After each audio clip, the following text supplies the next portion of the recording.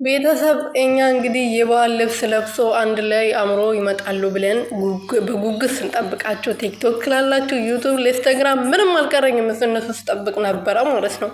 እና እነሱ ስጠብቅ እንግዲህ አብርሃም ዛሬ በበዓል ዕለት ምንድነው የሚባለው ገራጅ ውስጥ እንግዲህ መኪናውን እያሰራ ሄርሜላ ከበደችው መሰለኝ መኪና ላይ ወጣ ትቀመጣለች፣ ፎቅ ላይ ትቀመጣለች፣ ታች ትቀመጣለች። መኪና ብርቅ ሆኖባት እንግዲህ ያው ሩትዬ በገዛችው መኪና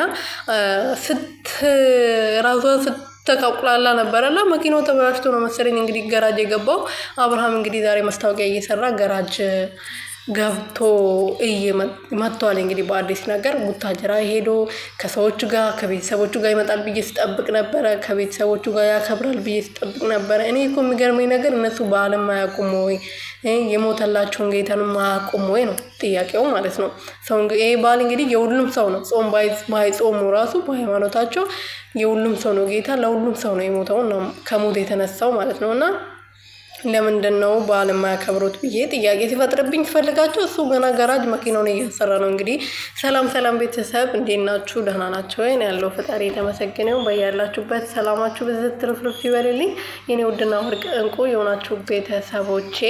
አብርሽ እንግዲህ ዛሬ ደግሞ በአዲስ ነገር ብቅ ብለዋል ማለት ነው። ሄርሜላ የለችበትም የኔ ውዶች። ዛሬ እንግዲህ እንዴት እንደለቀቀችው አላውቅም። ተደብቆ ይሁን ያመለጣት እንግዲህ ያው እኛ ለበዓል አዲስ ነገር ይዘው ይመጣሉ።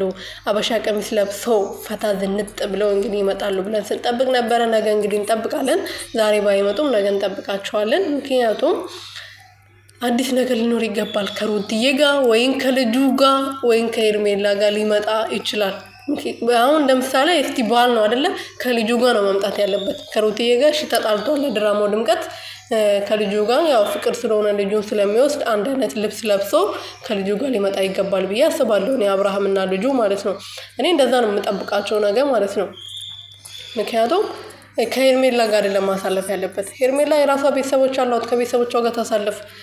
ከልጁ ጋር ነው መምጣት ያለበት። እናንተስ ምን ታስባላችሁ? ከልጁ ጋር ነው ከሄርሜላ ጋር ነው ከሩትዬና ከልዑልዬ ጋር ነው የሚመጣው? እስቲ ኮመንት ላይ አስቀምጡልኝና ከዛ ነገ እቺ ልጅ ምን አይነት ልጅ ነች፣ ምንድነው፣ እንዴት አወቀች ብላችሁ ደስ እንዲላችሁ ብዬ ነው ያው መልስ እንድትመልሱልኝ ነው። ለዛ ብዬ ነው የጠየቅኳችሁ የኔ ወርቆች ማለት ነው።